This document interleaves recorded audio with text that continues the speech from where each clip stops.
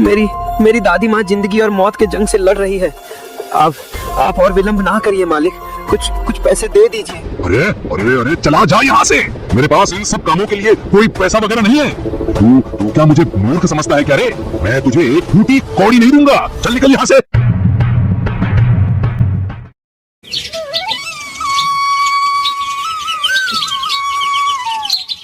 कहानी शुरू होती है एक छोटे से गांव रायपुर से, जहां मिट्टी की सौंधी सौंधी महक और खेतों में पसीना बहाते किसान गांव की असली तस्वीर बनाते हैं। जहां आपस में पनप रहे मित्रता और भाईचारा बिन कुछ कहे बता रही थी कि किसानों का आपस में प्यार कितना है। वहीं दूसरी तरफ गांव के कोने में बसता था एक गरीब बुढ़िया जानकी का घर, जो मिट्टी के बने हुए एक झोपड़ी में अपने 2 पोते रुपेश और राहुल के साथ रहती थी। घर की हालत ऐसी थी कि बारिश में छत टपकती थी और गर्मियों में छांव भी तपती थी। घर की गरीबी इतनी गहरी थी कि 2 वक्त की रोटी जुटा पाना भी मुश्किल था। लेकिन इतनी गरीबी के बाद भी उस बुढ़िया की आंखों में हमेशा अपने पोतों के लिए सपनों की चमक रहती थी। राहुल बेटा, चल जल्दी से गर्मा गर्म खाना खा ले, खाना खाएगा शरीर में ताकत आएगी। दादी माँ, हमारे पास इतना पैसा कब होगा कि हम भी अपने दोस्तों की तरह नए स्कूल का बैग और नई किताबें खरीद सकें? बेटा, नई बैग और नई किताबों से नहीं, बल्कि इंसान अपनी मेहनत और ऊंचे नेक इरादों से एक सफल इंसान बनता है। जो चीज तुम्हारे पास नहीं है उसमें तुम अपना ध्यान कम केंद्रित करो, और जो चीज तुम्हारे पास है उस पर ज्यादा ध्यान केंद्रित करो बेटा। इससे भी कम सीमित संसाधनों में लोग अपने जीवन में बहुत बेहतर किए हैं और बहुत बड़ा आदमी बनकर दिखाए हैं। तो तुम क्यों नहीं बन सकते बेटा? बिल्कुल सही कहा दादी माँ आपने। तू समझा राहुल, हमारे पास अगर पैसा नहीं है तो क्या हुआ, लेकिन हम मेहनती हैं और हम अपनी मेहनत से पढ़ लिख कर एक दिन जरूर बहुत बड़ा आदमी बनेंगे भाई। अरे रुपेश, तू आ गया बेटा स्कूल से?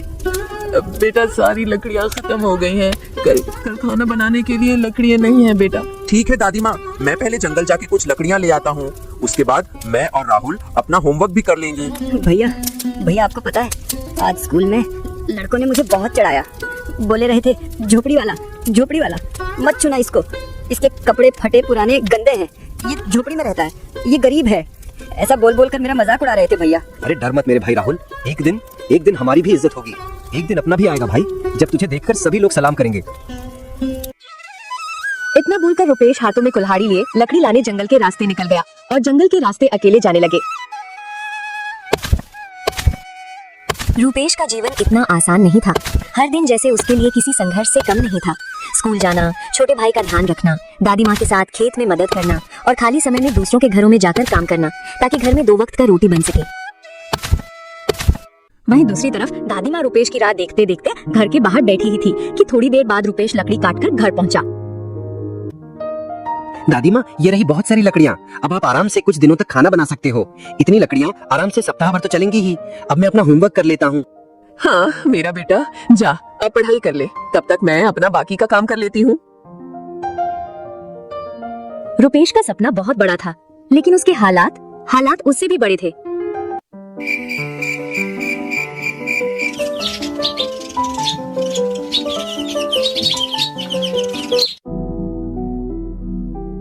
रुपेश, चल आज मेरे साथ खेत में बहुत सारा काम है बेटा। तू अगर साथ चलेगा तो मेरा भी थोड़ा मदद हो जाएगा। मैं अकेली कितना काम करूंगी, मेरा भी कमर अब दुखता है बेटा। हाँ दादी माँ, क्यों नहीं, मैं जरूर आपके साथ चलूंगा। पहले मैं आपकी मदद करूंगा, उसके बाद अपनी पढ़ाई कंप्लीट कर लूंगा। कोई बात नहीं है, चलिए पहले खेत चलिए।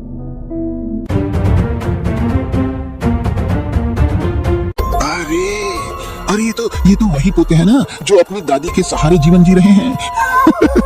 सुना है ये लोग पढ़ाई भी करते हैं। अरे कहाँ से पढ़ेंगे लोग, गरीब कहीं के। अरे भाई, गरीबी में पढ़ाई कहाँ होती है, इनके लिए तो पेट भरना ही बहुत मुश्किल है। अरे पेट भरेगा तभी तो पढ़ाई करेंगे ये लोग। गांव वालों की तानों से भरी बातें जानकी और रुपेश की आत्मा को अंदर से तोड़ देती है। लेकिन हमेशा की तरह दोनों गांव वालों की बात को नजरअंदाज करते हुए खेत की तरफ आगे निकल जाते हैं।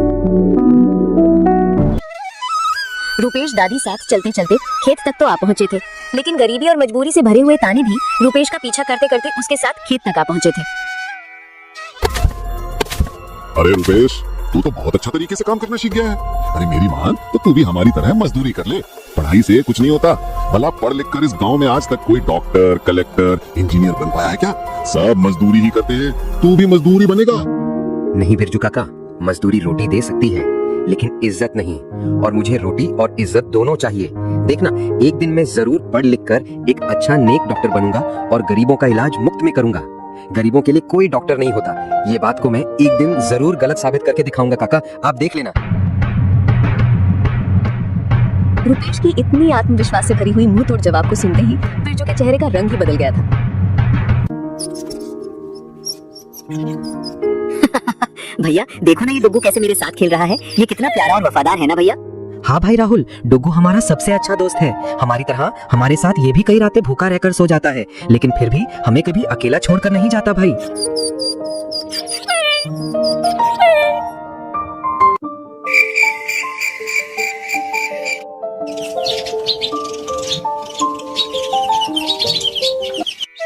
अगली सुबह रोजाना की तरह रुपेश खाली पेट फटे पुराने कपड़ों के साथ हाथों में किताब लिए स्कूल जाने के लिए निकल पड़े थे।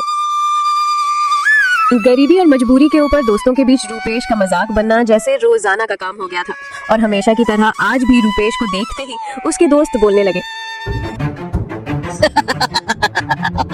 अरे देखो भाई देखो, रगड़ू आ गया, रगड़ू पढ़ाई करने आया है, पढ़ाई, और वो भी हमेशा की तरह वही फटे पुराने कपड़ों के साथ। अरे ऐसा मत बोल भाई, ये तो डॉक्टर बनेगा, डॉक्टर, और वो भी सरकारी डॉक्टर भाई, सरकारी डॉक्टर। अरे सरकारी डॉक्टर नहीं बल्कि झोपड़ी वाले डॉक्टर कहो भाई, झोपड़ी वाले डॉक्टर। रुपेश के डॉक्टर बनने के सपनों के ऊपर किया गया ये मजाक को सुनकर रुपेश अंदर ही अंदर गुस्से से आग बबूला हो गया था, लेकिन अपने गुस्से को कंट्रोल करते हुए मन ही मन बोलता है, हंस लो, पर एक दिन मेरी पहचान मेरी मेहनत से होगी और मैं डॉक्टर बन के रहूंगा, देख लेना। अरे रुपेश बेटा, आ गए तुम।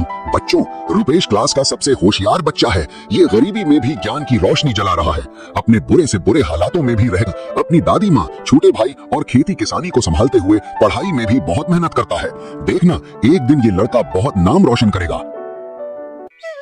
समय आगे बढ़ता चला गया और इसी बीच रुपेश के किस्मत में एक ऐसा मोड़ आया जो उसके अंदर पनप रहे डॉक्टर बनने की चिंगारी को आग में तब्दील कर दिया।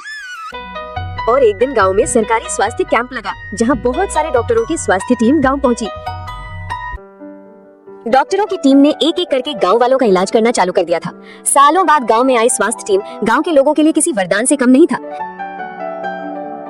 वहीं एक तरफ रुपेश के अंदर खुशियों का जैसे सैलाब सा आ गया था। बचपन से जो बनने का सपना था आज वही रुपेश के सामने था, जिसे रुपेश बिल्कुल एक टक लगाए देखते रहता था। रुपेश के दिल छू लेने वाली इस हरकत को डॉक्टर बिन कुछ कहे एक बार में समझ जाता है और थोड़ी देर बाद, तुम इतने ध्यान से क्यों देख रहे हो बेटा?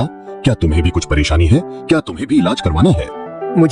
मुझे भी डॉक्टर बनना है साहब। मेरी दादी माँ कहती है हमारे जैसे गरीबों का इलाज कोई नहीं करता, गरीबों के लिए कोई डॉक्टर नहीं होता, इसलिए मेरा डॉक्टर बनना एक सपना है साहब, ताकि मैं गरीबों का इलाज मुफ्त में कर सकूं। एक छोटे से बच्चे की इतनी समझदारी भरी बातों को सुनकर डॉक्टर समझ जाता है कि रुपेश के अंदर कुछ कर दिखाने का एक अलग ही आग है और ये लड़का अपने सपनों के लिए कुछ भी कर सकता है। शाबाश बेटा, बहुत अच्छे। तुझ में कुछ कर दिखाने का एक अलग ही आग है। तेरे अंदर बहुत जुनून है बेटा। मैं तुम्हारे इस सपने की कद्र करता हूँ और मैं अपनी तरफ से जितना हो सके तुम्हारा मदद जरूर करूंगा बेटा। रुपेश से बातें करके उसकी सारी पारिवारिक परेशानी को समझने के बाद डॉक्टर रुपेश के साथ टीचर से मिलने स्कूल पहुंचने के लिए निकल गए थे। स्कूल पहुंचते ही डॉक्टर ने रुपेश के घर की स्थिति को देखते हुए प्रिंसिपल से बात की और रुपेश की स्कूल फीस माफ करवा दी।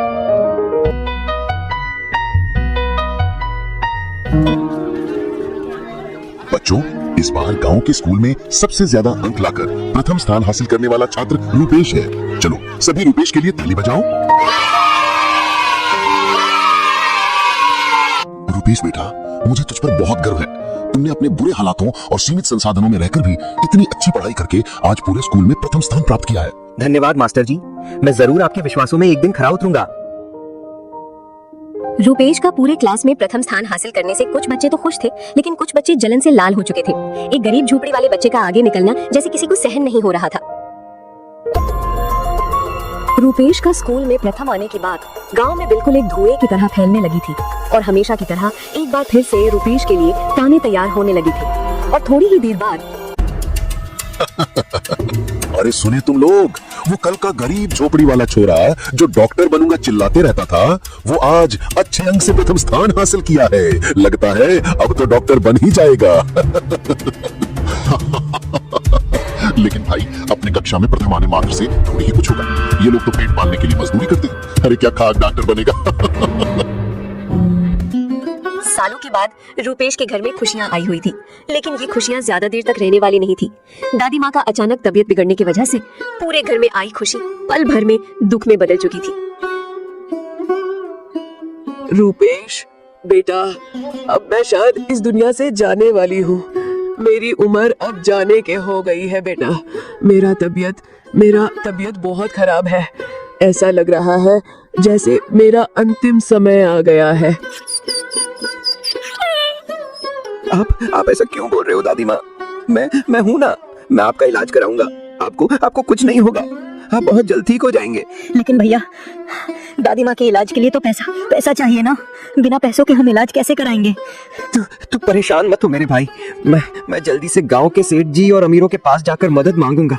तू यहीं रहकर दादी माँ को संभाल और मैं जाकर पैसे मांग कर लाता हूँ भाई। दादी माँ के दर्द से भरी आवाज और पीड़ा को सुनते ही रुपेश और डुग्गू के मन में दादी माँ को खोने का डर बसने लगा था और दोनों एक पल की भी देरी न करते हुए सीधे गांव की तरफ भागने लगे। डर और घबराहट के साथ भागते भागते रुपेश और डुग्गू सेठ के घर आ पहुंचे और सेठ को देखते ही बोले, सेठ जी, मेरी दादी माँ बहुत बीमार है और उसके इलाज के लिए कुछ पैसों की जरूरत है। अगर आप कुछ पैसा दे देते तो मैं अपनी दादी माँ का इलाज करा लेता सेठ जी। अरे अरे अरे अरे, ये रोने धोने का ड्रामा बंद करो। और मैं तुझे किस आधार पर पैसा दूं लड़के? क्या है ऐसा तेरे पास जिसको मैं तेरा आधार मानूं? अरे अरे, कल अगर तेरी बुढ़िया मर जाए तो इसकी क्या गारंटी है कि तू मेरा पैसा लौटाएगा? इतना बेरहम और निर्दयी मत बनिए सेठ जी। मेरी दादी माँ जिंदगी और मौत के जंग से लड़ रही है। आप और विलंब ना करिए मालिक, कुछ पैसे दे दीजिए। अरे अरे अरे, चला जा यहाँ से। मेरे पास इन सब कामों के लिए कोई पैसा वगैरह नहीं है। तू क्या मुझे मूर्ख समझता है क्या रे? मैं तुझे एक फूटी कौड़ी नहीं दूंगा। चल निकल यहाँ से।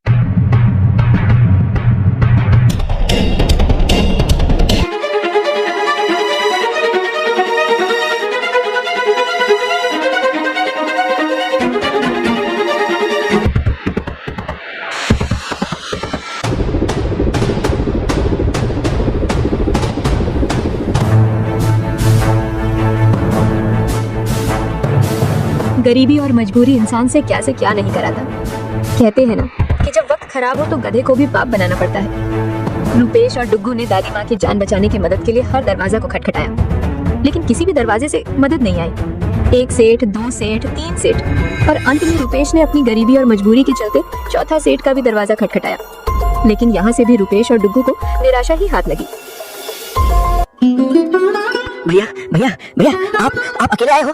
डॉक्टर साहब कहाँ हैं? डॉक्टर साहब आ रहे हैं ना दादी माँ के इलाज के लिए? नहीं भाई, मैंने सभी से मदद मांग कर देख लिया और सभी जगह से मुझे सिर्फ और सिर्फ निराशा ही हाथ लगी है और कोई भी हमारी मदद करने के लिए सामने नहीं आया भाई। क्या? लेकिन भैया, दादी माँ की तबीयत तो बिगड़ते जा रही है। अब हम क्या करेंगे? दादी माँ का शरीर भट्टी की तरफ तपने लगा है। देखो तो जरा।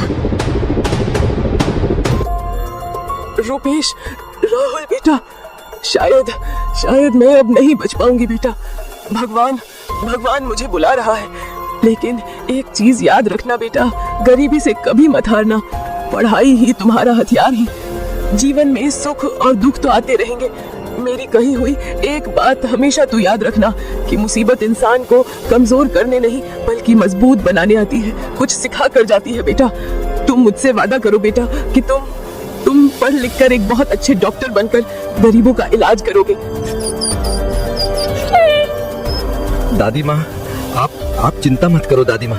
मैं कसम खाता हूँ कि पढ़ लिख कर एक अच्छा डॉक्टर बनूंगा और गांव में अस्पताल खोलूंगा ताकि किसी और गरीब को इलाज के लिए ऐसे तरसना ना पड़े।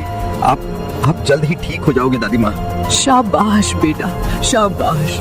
अपने छोटे भाई का ध्यान रखना रुपेश। हे भगवान, हे राम, हे भगवान। दादी माँ, नहीं दादी माँ, नहीं। तू हम दोनों को छोड़कर नहीं जा सकती दादी माँ।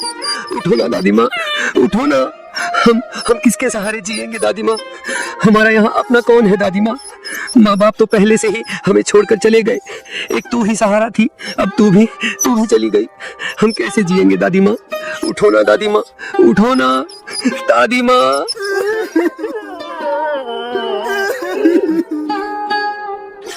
गरीबी में सबसे बड़ी बीमारी है इलाज का ना मिलना, और रुपेश के साथ वही हुआ। दादी माँ को सही इलाज ना मिलने के कारण तबीयत बिगड़ते चली गई और अंततः दादी माँ रुपेश राहुल को छोड़कर स्वर्गवास हो गई।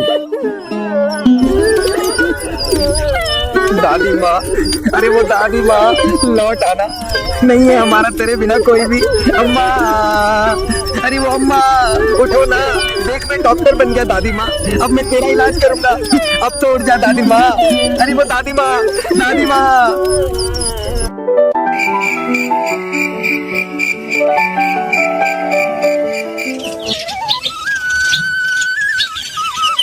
समय आगे बीतता चला गया और दादी माँ को गुजरे हुए कुछ दिन हो गए थे।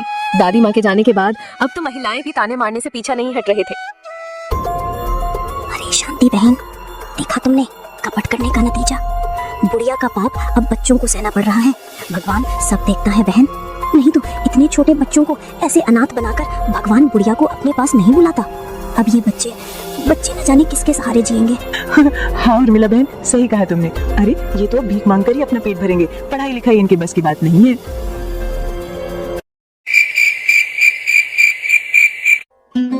दादी माँ की मौत के बाद रुपेश और राहुल बुरे तरीके से टूट चुका था, लेकिन उसने कभी हार नहीं मानी और रुपेश अपनी भूख को दबाते हुए हिम्मत करके राहुल को खाना देने के लिए आगे बढ़े। राहुल मेरे भाई, चल खाना खा ले। तूने 2 दिन से ठीक से खाना नहीं खाया है भाई, ऐसे भूखा रहेगा तो कैसे चले? भैया दादी माँ की बहुत याद आ रही है। ऐसा लग रहा जैसे कि दादी माँ हमारे आसपास ही बैठी हुई है। भैया अब हम अनाथ हो गए ना। अरे नहीं रे पगला, ऐसा नहीं बोलते। अरे मैं तो हूँ ना तेरा, मैं तेरे लिए सब कुछ करूंगा, कभी तुझे अनाथ महसूस होने नहीं दूंगा मेरे भाई। दादी माँ हमें अकेला छोड़ गई हैं, लेकिन उनका सपना हमारे साथ है। हम हार नहीं मानेंगे भाई, दादी माँ का सपना हमको पूरा करना है। हाँ भैया सही कहा आपने, हम हार नहीं मानेंगे, हम दादी माँ का सपना जरूर पूरा करेंगे। दादी माँ अब इस दुनिया में नहीं थी, लेकिन उसकी कमी सबसे ज्यादा रुपेश को खलती थी, जो हालांकि हिम्मत जुटाकर राहुल के पास बैठता तो था, लेकिन वही रुपेश अकेले रहकर दादी को याद करते करते रोता रहता था। दादी माँ, मैं जरूर कामयाब होकर दिखाऊंगा और एक दिन एक अच्छा डॉक्टर बनकर गरीबों का इलाज करूंगा। मैं आपसे वादा करता हूँ कि हालांकि आपकी मृत्यु गरीबी और इलाज न मिलने की वजह से हुई हो, लेकिन आज के बाद इस गांव में किसी की भी मृत्यु गरीबी और इलाज की कमी से नहीं होगा दादी माँ।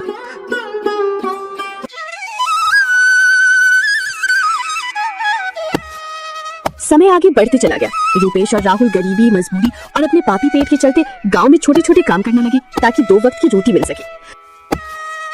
वहीं दूसरी तरफ राहुल जानवरों के तबेले में घास देने के काम में लग गया था, जो सच्ची लगन और मेहनत से अपना काम कर रहा था।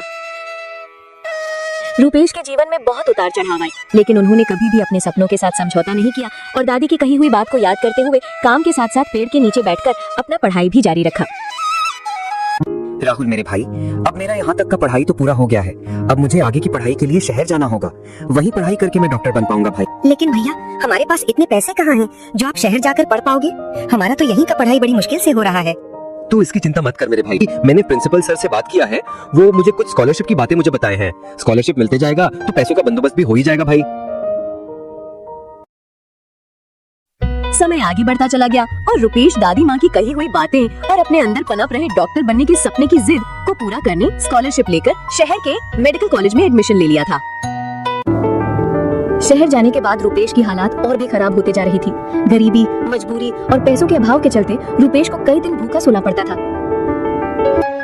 रुपेश के हालात चाहे जैसे भी हो, लेकिन उसने कभी भी अपनी पढ़ाई और अपने सपनों को नजरअंदाज नहीं किया और सड़कों की स्ट्रीट लाइट जलते ही रुपेश लाइट के नीचे बैठकर पढ़ाई करना चालू कर दिया था। रुपेश की पारिवारिक स्थिति ठीक नहीं होने के बाद भी अपने काम के प्रति जुनून और डिसिप्लिन से भरी मेहनत को देखकर कॉलेज के प्रोफेसर ने रुपेश को पार्ट टाइम एक जॉब ऑफर किया। जॉब मिलते ही रुपेश की स्थिति में जैसे सुधार आने लगा था। रुपेश जितने लगन से पढ़ाई करता था, उतने ही लगन के साथ अपना पार्ट टाइम जॉब भी करने लगा था, जिससे उसके दैनिक खर्चे भी अब चलने लगे थे। रुपेश के शहर जाने के बाद राहुल डुग्गू के साथ खेतों में काम करने के लिए आ पहुंचे थे।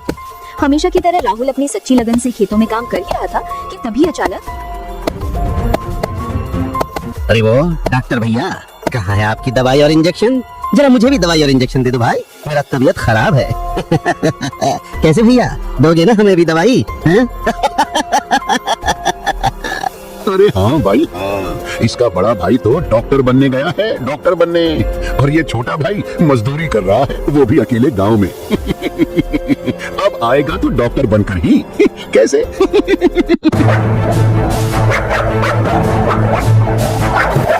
बचपन से सुनते और सुनते आ रहे तानों का जवाब देना राहुल अब जरूरी नहीं समझ रहा था।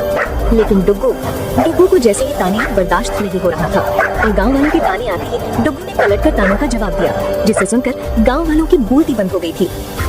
वहीं एक तरफ समय आगे बढ़ता चला गया और आज कॉलेज के नोटिस बोर्ड में रिजल्ट लगा था, जहां पर सभी बच्चे अपना अपना रिजल्ट देखने में लगे थे। और इसी बीच रुपेश भी अपना रिजल्ट देखने नोटिस बोर्ड के पास आ पहुंचे, जिस लिस्ट में रुपेश का नाम सबसे ऊपर पहले नंबर पर चमक रहा था, क्योंकि रुपेश ने पूरे कॉलेज में प्रथम स्थान हासिल किया था।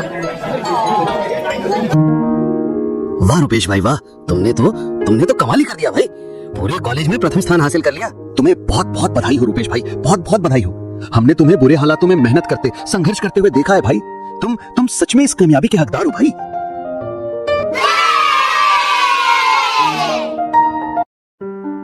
कॉलेज में एक बहुत बड़ा दीक्षांत समारोह का आयोजन किया जा रहा था, जहां पर सभी सिलेक्टेड डॉक्टरों को आज डॉक्टर की गाउन और टोपी से सम्मानित कर डॉक्टर की उपाधि मिलने वाली थी।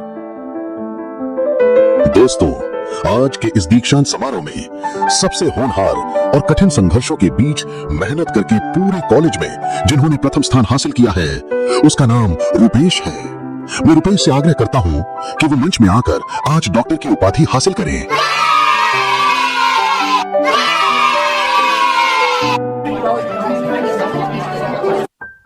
रुपेश आज डॉक्टर बन गया था। उसके पास आज दौलत, शोहरत, इज्जत सब चीज था, लेकिन रुपेश के लिए दुनिया की सारी खुशियां एक तरफ और दादी का नहीं होने का दुख एक तरफ था।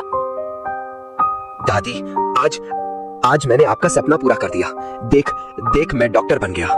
अब मैं गरीबों का इलाज मुफ्त में करूंगा। काश आज तू मेरे सफलता को सामने से देखती दादी माँ। रुपेश के डॉक्टर बनने की खबर अगली सुबह अखबारों में छपकर गांव पहुंची हुई थी, जहां सभी लोग ध्यान से आश्चर्यचकित होकर पढ़ने लगे थे। इसी बीच गांव का एक बुजुर्ग अखबार पढ़ते हुए बोला, रुपेश बना गांव का पहला डॉक्टर। शहर के सबसे बड़े कॉलेज में रुपेश को मिला डॉक्टर की उपाधि। रुपेश के डॉक्टर बनने की बात सुनते ही गांव वालों को बहुत तेज का झटका लगा था। कुछ लोग तो एकदम शांत ही हो गए, वहीं कुछ लोग शर्म से अपनी नजरें झुका लिए थे, जैसे कि अपनी गलती का एहसास होने लगा था। अरे भाई, ये कैसा चमत्कार कारनामा हो गया जिसे हम मजाक समझते थे। उसने तो आज सचमुच कमाल ही कर दिखाया। ये तो सच साबित हो गया भाइयों कि मेहनत कभी बेकार नहीं जाती। इतने गरीबी हालातों में भी रुपेश ने डॉक्टर बनकर दिखा दिया और साबित कर दिया कि जीवन में हालात मायने नहीं रखता। इसका मतलब अब हमारा इलाज भी संभव है। रुपेश बेटा अब हमारा भी इलाज करेगा। मतलब अब इस गांव में कोई गरीब इलाज की कमी से नहीं मरेगा। गांव वाले से अखबार में रुपेश की डॉक्टर बनने की खबर को सुनते ही राहुल और डुग्गू खुशी से पागल हो गए थे। सारी ताने मारने वाले लोगों का आज अचानक ऐसे पल भर बदलना बिन कुछ कहे ही बता रहा था कि जीवन की सफलता ही सारे बातों के बखेड़ों का इलाज होता है। डुग्गू, देखा भाई तुमने, भैया ने सबको कैसे जवाब दे दिया। आज तो दादी माँ का सपना भी पूरा हो गया भाई। अब सबका इलाज अच्छे से होगा भाई।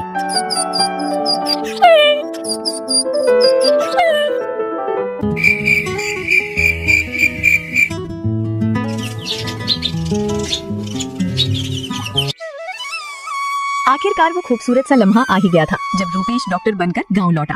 रुपेश को आता देख गांव वाले एकदम आश्चर्यचकित होकर देखने लगे थे। वहीं ताने मारने वाले कुछ लोग अब रुपेश से आंखें भी नहीं मिला पा रहे थे। अरे ये तो वही रुपेश है ना, ये तो अब सचमुच एक डॉक्टर बनकर लौटा है। बाप रे, हमने इसे इतने ताने दिए हैं और आज इसने सिर्फ हमें ही नहीं बल्कि पूरे गांव का नाम रोशन कर दिया। हमारे गांव को गर्व करने का मौका दिया है इस रुपेश ने। राहुल, मेरे भाई राहुल, देख मैं डॉक्टर बनकर आ गया भाई। अरे डुग्गू, देख मैं आ गया, मैं घर आ गया भाई। राहुल, भैया भैया भैया, मेरा प्यारा भैया, मेरा भैया डॉक्टर बन गया, मेरा भैया डॉक्टर बन गया। भैया, डॉक्टर बनकर आज आपने दादी का सपना पूरा कर दिखाया।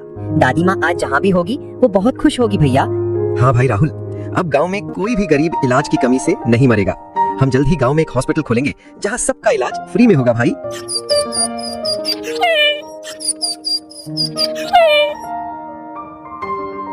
गरीबी कमजोरी नहीं होती, वो तो हमें लड़ना सिखाती है। अगर सपना सच्चा हो और माँ का आशीर्वाद साथ हो तो कामयाबी जरूर मिलती है। इसीलिए इंसान को कभी भी अपने हालातों से नहीं डरना चाहिए और अपने सपनों को हमेशा हमेशा जिंदा रखना चाहिए। और अंततः बचपन से मन में पनप रहे सपना आज साकार हो गया था। रुपेश ने अपनी दादी के नाम पर एक छोटा सा हॉस्पिटल खोल लिया था जहां गांव के लोगों का निःशुल्क इलाज होना शुरू हो गया था।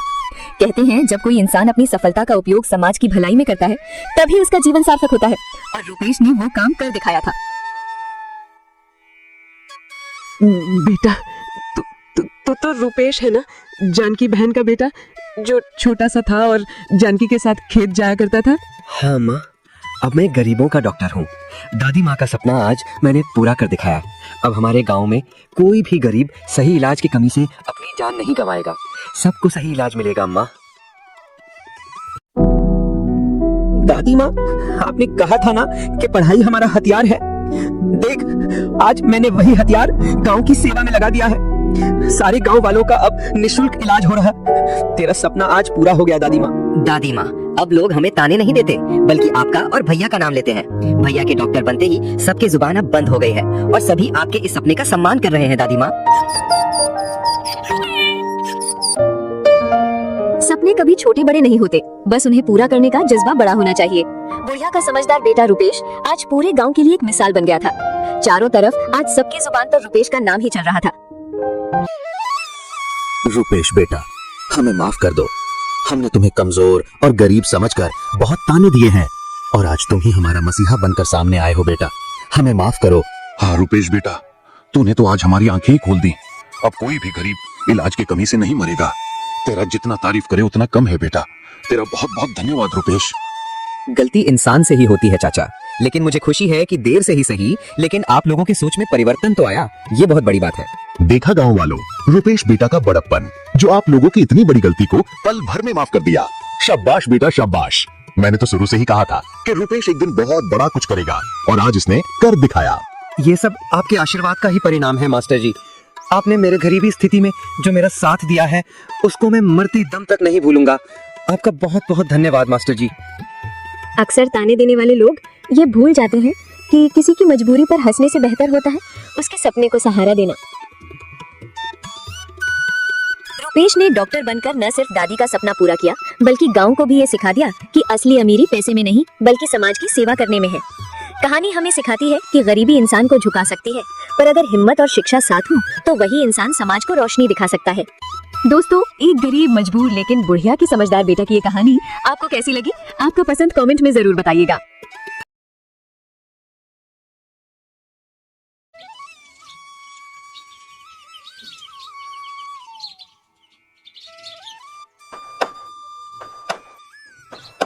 ये कहानी है एक छोटे से गांव रायपुर की, जहां ईमानदारी और लालच की जंग हर रोज होती थी। इसी गांव में रहता था रमेश, जो एक बेहद गरीब लेकिन गांव में सबसे ईमानदार किसान था। रमेश अपने इस छोटे से झोपड़ी में अकेले रहता था। वैसे तो इंसानों से भरी इस दुनिया में रमेश का अपना कोई नहीं था, लेकिन एक बेजुबान गाय हमेशा एक साई की तरह रमेश के साथ रहती थी, जिसका नाम था चांदनी। चांदनी की वफादारी और समझदारी इतनी थी कि रमेश को कभी भी अपने जीवन में एक इंसान की कमी महसूस नहीं हुई। सदियों से इस गांव के किसानों ने बहुत ज्यादा मेहनत देखी थी, पर शायद ही कभी ऐसा हुआ होगा जब इतनी सच्ची ईमानदारी और नैतिकता से कोई किसान अपनी किसानी करता होगा। रमेश रोजाना की तरह हाथों में हल लिए चांदनी के साथ खेतों में काम करने के लिए निकल पड़ा।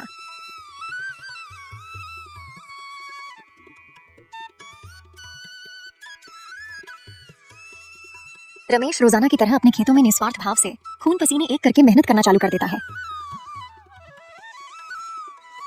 वही चांदनी बिन कहे दूर रखी कुदाल को लाकर रमेश को देती है।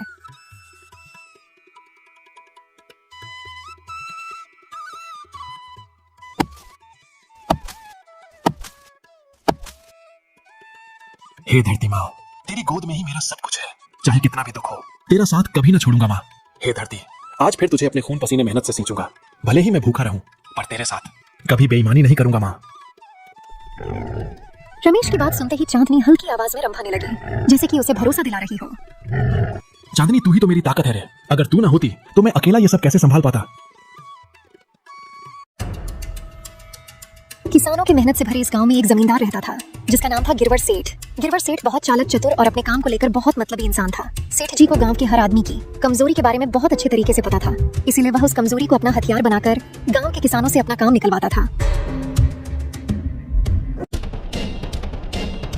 और यही बीच रमेश की ईमानदारी उसका सबसे बड़ा शिकार था, क्योंकि रमेश कई सालों से मुखिया के बैलों से ही खेती करता था, इसीलिए रमेश मुखिया का कर्जदार भी था। रमेश को न बोलना नहीं आता था, इसलिए मुखिया रमेश की ईमानदारी का भरपूर फायदा उठाता था। रमेश की मेहनत जितनी सच्ची थी, गिरवर मुखिया की चालाकी उतनी ही गहरी। और एक दिन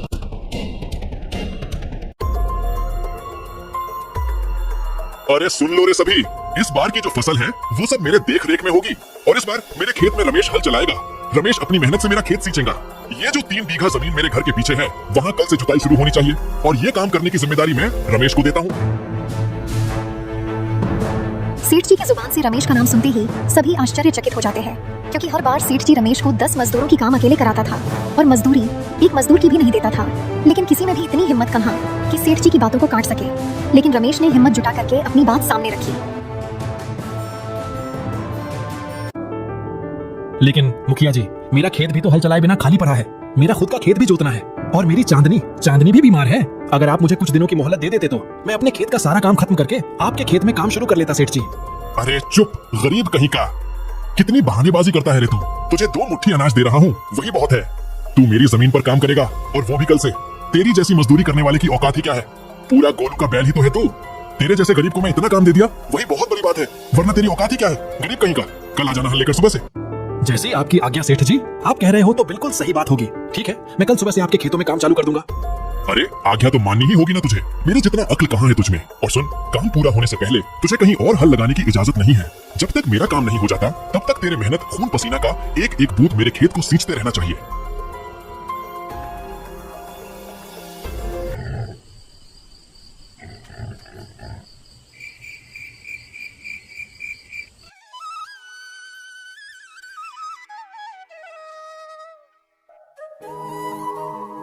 अगली सुबह रमेश मुखिया के दोनों बैलों और हल को लेकर चांदनी के साथ खेत आ जाता है। रमेश को पता था कि ये काम उसके शरीर को तोड़ देगा, लेकिन उसके अंदर पल रहे ईमानदारी और नैतिकता की आत्मा इतनी आसानी से हार मानने वाली कहाँ थी।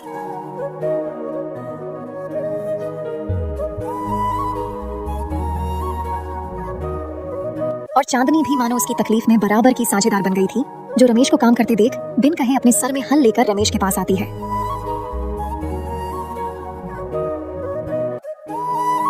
चांदनी, तेरा भी बोझ बढ़ा दिया मैंने, लेकिन मेरे पास कोई और सहारा भी तो नहीं है। एक तेरे ही भरोसे तो हूँ मैं। तू साथ नहीं देगी तो और कौन मेरा साथ देगा?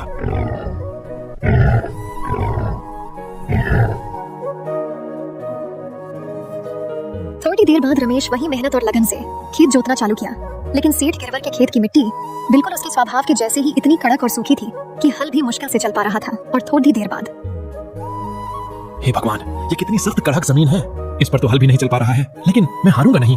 मैं इस धरती माँ को अपनी खून पसीने से जरूर सींचूंगा। मजबूत कड़क जमीन होने के बावजूद भी रमेश दिन रात मुखिया की जमीन में हल चलाते रहा। इतने तकलीफ के बाद भी उसने एक भी बार शिकायत अपनी जुबान पर आने नहीं दिया।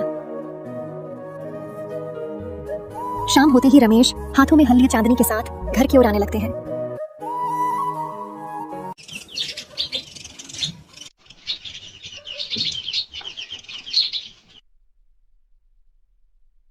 अगली सुबह रमेश फिर से जमींदार सेठ के खेतों में हल चलाने के लिए आ पहुंचे। वहीं दूसरी ओर रमेश की इस ईमानदारी स्वभाव पर सेठ गिरवर का क्रूरतापूर्ण काम देख किसी को सहन नहीं हो रहा था। गांव के कुछ लोग दूर से रमेश को दया भाव की दृष्टि से देखते थे।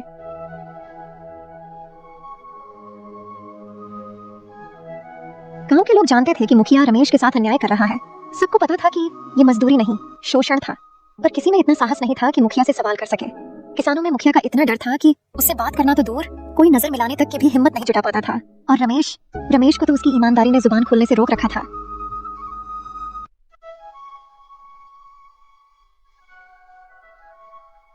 बेचारा रमेश कितना ईमानदार और सीधा है, दिन रात खेतों में मेहनत से काम कर रहा है। देखकर ही बहुत तरस आ रहा। लेकिन इस मुखिया से कौन भिड़े?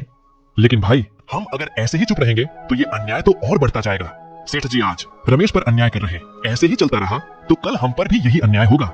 हमें थोड़ी हिम्मत बरतनी चाहिए भाई।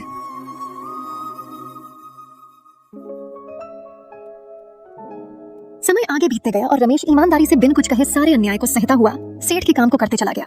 रमेश की काया अब जवाब देने लगी थी, लेकिन उसकी आत्मा अब भी झुकी न थी। सब कुछ सही चल रहा था, लेकिन अचानक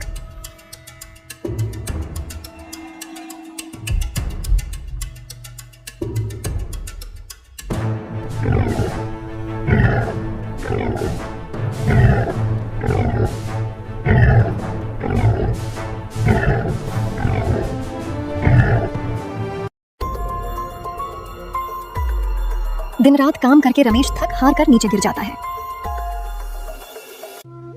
हे भगवान, इतनी मेहनत के बाद भी कभी पेट भर भोजन नहीं, कभी इज्जत नहीं। क्या यही मेरी किस्मत है? क्या मेरी मेहनत का कोई मोल नहीं? रमेश बेटा, तू कोई और काम कर ले। मुखिया का इतना बोझ मत उठाया कर। मुखिया तेरी ईमानदारी और सच्चाई का फायदा उठा रहा और तेरे से अकेले 10 मजदूरों का काम करा रहा बेटा। लेकिन मुझे तो सिर्फ ईमानदारी करनी आती है अम्मा। अगर किसी का काम अधूरा छोड़ दूं तो उस रात चैन से सो भी नहीं पाऊंगा। मेरा मन बेचैन रहता है। लेकिन बेटा, ईमानदारी भी तब तक अच्छी लगती है जब तक जान सही सलामत है। तू इतना दिन रात मेहनत करता है, अचानक ऐसी कुछ हो गया तो पछताने तक का समय नहीं मिलेगा बेटा। इसलिए सबसे पहले अपने आप को संभाल।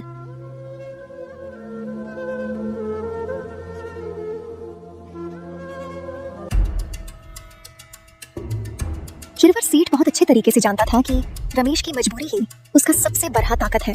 इसीलिए सेठ जी रमेश की ईमानदारी और नैतिकता का जितना हो सके उतना फायदा उठाने की हमेशा फिराक में रहता था। और इसी फिराक के चलते अब उसने एक नई योजना बनाई थी ताकि रमेश से और अधिक काम ले सके। देख रही हो यशोदा, मेरे चालाकी और होशियारी से भरे दिमाग की कमाल। कैसे रमेश अब टूटने ही वाला है, लेकिन जब तक वो पूरी तरह से झुकेगा नहीं तब तक मजा नहीं आएगा। अब तू देखना, कल से मैं उसको अपने घर के भी सारे कामकाज कैसे करवाता हूँ। अरे यही तो फायदा है ऐसे लोगों से काम कराने का, काम भी अधिक और आमदनी भी कम। लेकिन बेचारा इतना सारा काम आखिर कैसे करेगा जी? सुबह से तो दिन भर खेतों में काम करता ही है, फिर यहाँ आकर घर का काम भी करेगा। इतना सारा काम, वो भी अकेला। आखिर वो भी तो इंसान ही है ना, थोड़ी सी तो दया रखिए जी उसके लिए। अरे वो सब काम करेगा, मैं कराऊंगा उसे सारा काम, और उसकी ये ईमानदारी उसे इनकार करने ही नहीं देगी। तू देख लेना।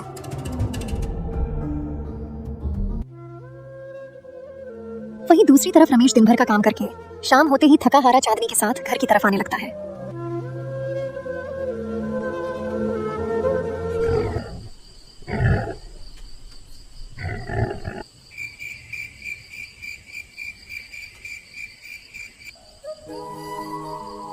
दिन भर के काम से थका हुआ रमेश का पूरा शरीर दर्द से टूट रहा था। रात का सन्नाटा भी रमेश की तकलीफ को कम नहीं कर पा रहा था। भूखे पेट उसकी आंखें बस एक सवाल पूछती रहीं, क्या ईमानदारी जीवन का यही फल है?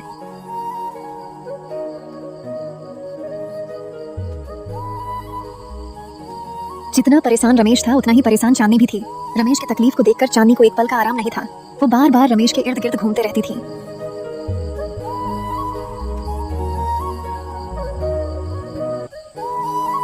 रमेश खुद तो भूखा था, लेकिन उन्होंने चांदनी के लिए बहुत सारा चारा लाकर रखा था।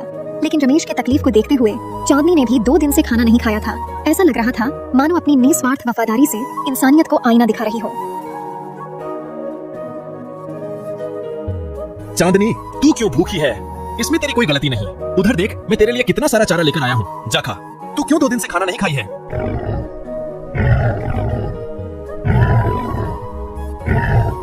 मैं क्या करूं चांदनी, तू भी तो मेरी तरह मजबूर है। अगर मेरे पास कुछ और होता तो मैं तुझे आराम दे सकता था, लेकिन मेरे पास तो कुछ नहीं है।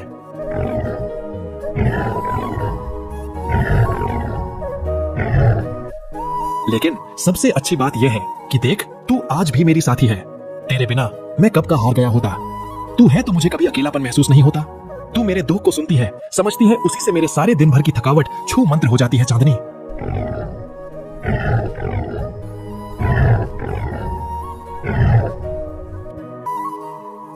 इंसान जब बुरी तरीके से टूट जाता है तो उसको अपना दर्द बांटने और समझने के लिए एक रिश्ते की जरूरत होती है। कोई किसी का दर्द नहीं हरता, लेकिन जब कोई हमें समझने लगता है तो बेशक हमारी परेशानी हल्की होने लगती है। रमेश और चांदनी के रिश्ते ने यह साबित करके दिखाया था।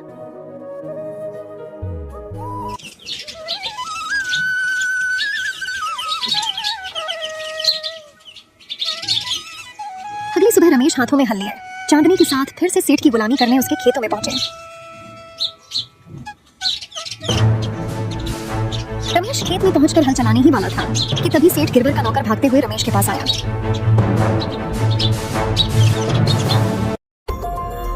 रमेश, आज से तेरे जिम्मे में एक और काम आया है। मुखिया जी का हुक्म है कि उसके घरों में बहुत सारा काम है, जिसके लिए तुम्हें बुलाने भेजा है। लेकिन भाई, कल रात से मैंने कुछ खाया भी नहीं और आज तो बहुत सारा खेत में हल चलाना है मुझे। अरे तू ऐसे ज्यादा जबान चलाएगा तो मुखिया जी तेरी चांदनी को अपने गौशाला में बांध लेंगे। फिर तू रोता रहेगा ऐसे अकेले घर में बैठे बैठे।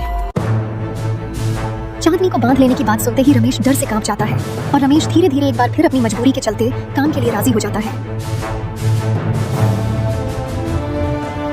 ठीक है भाई, मैं मुखिया जी के घर का काम भी करूंगा।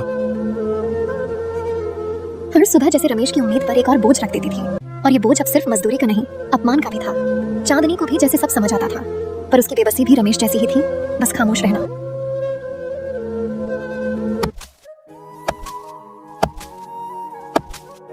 कुछ समय बाद रमेश मुखिया के घर काम करने पहुंच गए। जिन हाथों ने धरती सींची थी, वही हाथ अब मुखिया के घर को सुंदर बनाने में लगे थे, और रमेश की आत्मा अब हर चोट पर चीख रही थी। हे ईश्वर, अगर तू कहीं है तो देख, मैंने कभी चोरी नहीं की, कभी झूठ नहीं बोला, कभी किसी के साथ कोई नाइंसाफी नहीं करी, फिर क्यों मेरी मेहनत का फल अपमान है भगवान।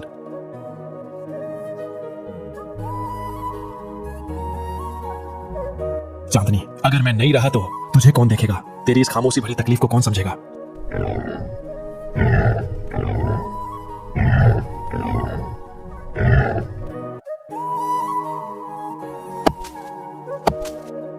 कुछ देर बाद गांव के कुछ लोग रमेश के पास आने लगे।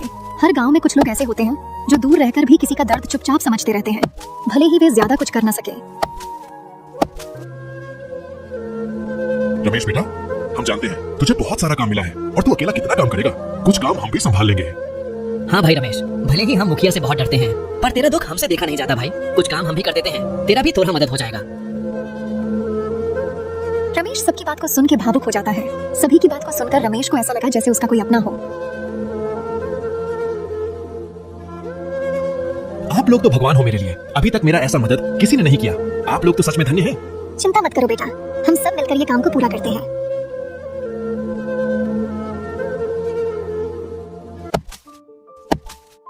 कभी कभी थोड़ा सा सहारा भी डूबते इंसान को तिनके का सहारा बन जाता है। उस दिन रमेश की आत्मा को पहली बार किसी ने सहलाया था। कहते हैं जब दूसरों का दुख बांटने वाला कोई मिल जाता है, तब अत्याचारियों का अपनी ताकत खोने का भय बढ़ने लगता है। सब सही चल रहा होता है, तभी अचानक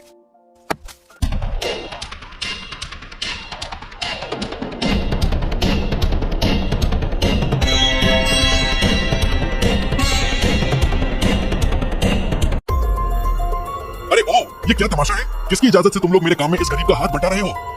मुखिया जी, रमेश बहुत थक गया था, हम बस थोड़ी मदद कर रहे हैं ताकि इसका काम जल्दी पूरा हो सके। मदद? तुम लोगों की इतनी हिम्मत? लगता है तुम सबको अच्छे से सबक सिखाना पड़ेगा, तब अकल ठिकाने आएगी सबकी।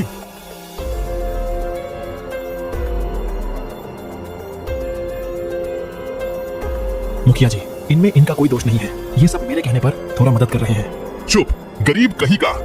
तूने इतने दिन मेरी गुलामी करके क्या सोचा है कि मैं तुझे इनकी नजरों में महात्मा बना दूंगा? अरे मुझसे चालाकी करता है। और कहाँ है तेरा इतना दिन के ईमानदारी जीवन का इनाम? तुझे तो मैंने अनाज भी कम दिया, पर तू तो भगवान का नाम लेके सब सह रहा है। मुखिया जी, मेरी मेहनत का इनाम भगवान देगा, और आपका अन्याय भी वही देख रहा है। भगवान भगवान भगवान, अरे भगवान से पेट भरता है क्या तेरा? और सुन ले, कल से तू मेरे घर की दालान भी साफ करेगा, और अगर किसी ने इसकी मदद की तो उसे गांव से बाहर कर दूंगा। लोगों का साथ मिलते ही रमेश के अंदर जैसे हिम्मत जाग उठी, और मन ही मन अब सेठ के प्रति गुस्सा बढ़ते जा रहा था।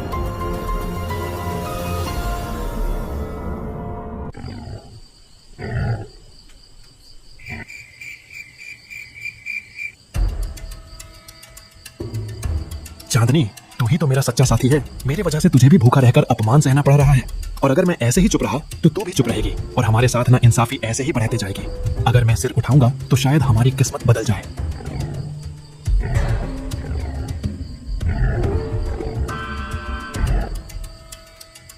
ईमानदारी का मतलब सिर्फ काम करना नहीं होता, कभी कभी अन्याय के खिलाफ खड़ा होना भी सच्चाई का हिस्सा होता है।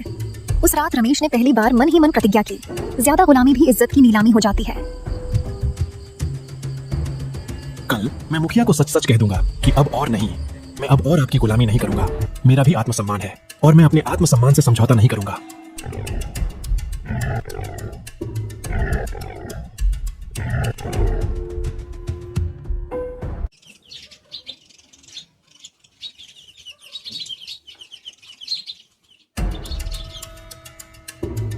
कई बार एक कमजोर आदमी का सच बोलना उसकी सबसे बड़ी ताकत बन जाती है। रमेश आज बिना डरे अपने आत्मसम्मान को बचाने के इरादे से आ रहा था। सालों से गुलामी करते रमेश को हाथ छोड़ने की आदत थी, लेकिन आज वो हाथ जोड़ने से भी नहीं जुड़ रहे थे, क्योंकि आज लड़ाई सर झुकाने की नहीं बल्कि सर उठाने की थी।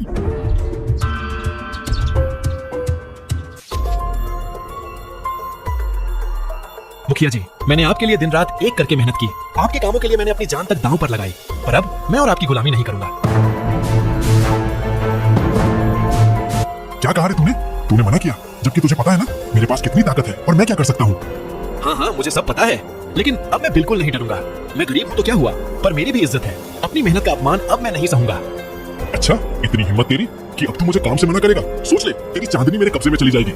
गौशाला में बांध दूंगा तेरी चांदनी को, फिर रहना अकेले। सेठ जी की बातें सुनते ही चांदनी गुस्से से तलमला उठती है, लेकिन अपने मालिक के शांत स्वभाव के कारण अपने गुस्से को काबू करके अपने जगह से टस से मस भी नहीं होती। अगर मुझे अपनी मेहनत का हक नहीं, इज्जत नहीं, तो कुछ भी ले जाइए सेठ, लेकिन अब मैं आपका गुलामी नहीं सहूंगा। उस दिन रमेश ने सिखाया कि झुको इतना जितना कि तुम गलत हो, हद से ज्यादा झुकना भी सामने वाले की गलती को बढ़ावा देना होता है। अपने हक के लिए रमेश का इतनी हिम्मत से बोलना गांव में बदलाव की पहली शुरुआत थी। रमेश को बोलते देख गांव वालों में भी हिम्मत आने लगी और वर्षों से सह रहे अपमानों से हिम्मत करके गांव वालों ने बोला, मुखिया जी, सच में आप कब तक किसी की मजबूरी का फायदा उठाओगे? एक आदमी को आप 10-10 आदमी का काम कराते हो। आखिर रमेश भी तो एक इंसान है। अरे अरे अरे, चुप रह तू। ये मेरे खेत, मेरे घर का मामला है। मैं कुछ भी करूं, मेरी मर्जी। मुखिया जी, रमेश के बिना तो आपका खेत कभी इतना हरा भरा होता भी नहीं, और आप उसे ही भूखा रखते हो। ये सही नहीं है मुखिया जी। मुखिया जी, रमेश ने बहुत सही बात बोला है, और अब रमेश अकेला बिल्कुल भी नहीं है। अब हम सब उसके साथ हैं। सारे गांव वाले का अचानक इतना हिम्मत देख मुखिया का चेहरा फीका पड़ गया था। मुखिया अब किसी से नजर भी नहीं मिला पा रहा था।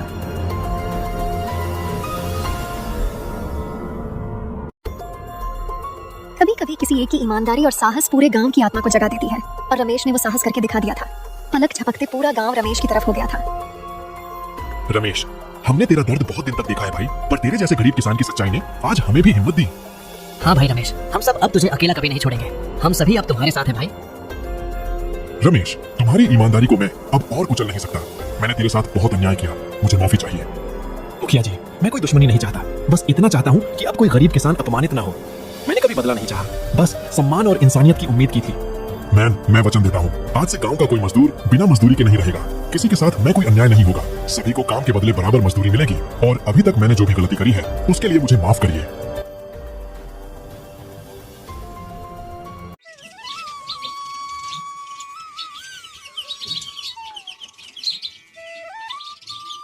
अगली सुबह रमेश के लिए एक नई सुबह थी। ईमानदारी ने रमेश को उसकी इज्जत खुद लौटाई थी। रमेश चांदनी के साथ हाथों में कुदाल लिए खेत के लिए निकल पड़े।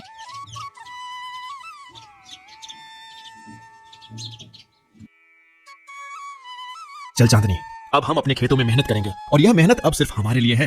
अब हम किसी के गुलाम नहीं। रमेश अपने खेतों में मेहनत करना चालू कर देता है, और वही चांदनी खुशी से नाचने लगती है। ईमानदारी ने जीत हासिल की, और रमेश की कहानी एक इंस्पिरेशन की कहानी बन गई थी, जो ये बताती थी कि सच्चाई कितनी भी दबाई जाए, लेकिन एक दिन उभरती जरूर है। वही चांदनी की दोस्ती यह सिखाती है कि अगर सच्चाई को वफादारी का साथ मिले तो कोई भी अत्याचारी ज्यादा दिन तक राज नहीं कर सकता। वही दूसरी तरफ रमेश की जिंदगी सिखाती है कि इंसान की असली पूंजी उसका चरित्र होता है। इंसान की ईमानदारी कमजोरी नहीं, बल्कि सबसे बड़ी ताकत होती है, और उससे भी बड़ी बात, एक इंसान के आत्मसम्मान से बड़ा कोई मोल नहीं होता।